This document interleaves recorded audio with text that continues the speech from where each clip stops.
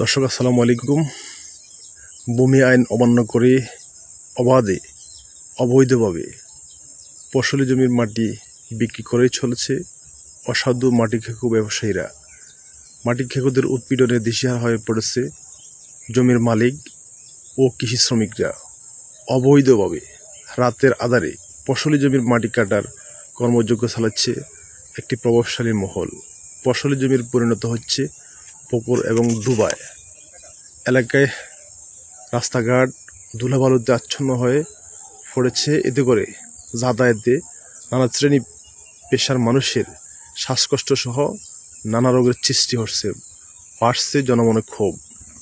আপনারা যে ফসলি জমিটি দেখছেন, এটি প্রায় 15 ফিট গভীর করে মাটি কেটে নিয়ে যাচ্ছে ওমর নামে জনক এক ব্যক্তি।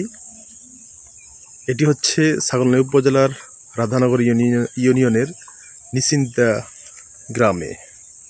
স্থানটি হচ্ছে তামিরুল মিল্লাত দাখিল মাদ্রাসার পূর্ব পাশে, কাশিমগঞ্জা বাড়ির উত্তর পাশে।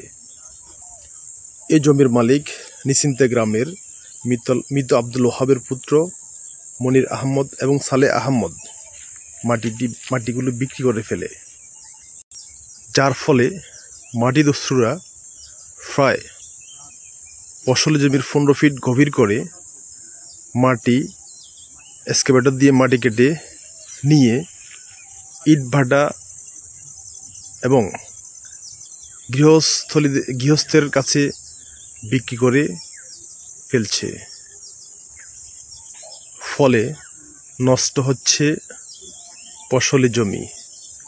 এই ব্যাপারে স্থানীয়রা ছাগলনাই উপজেলা প্রশাসন এবং থানা প্রশাসনের দৃষ্টি আকর্ষণ করছেন। ফসলি জমি মাটি কাটার বিরুদ্ধে দ্রুত ব্যবস্থা নেওয়ার জন্য তারা দাবি জানিয়েছেন। প্রতিদিন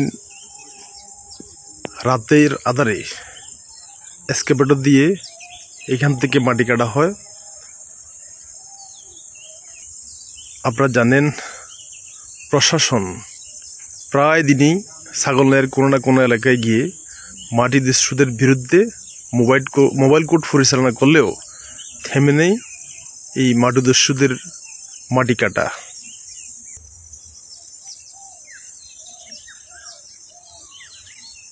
মাটি কাটা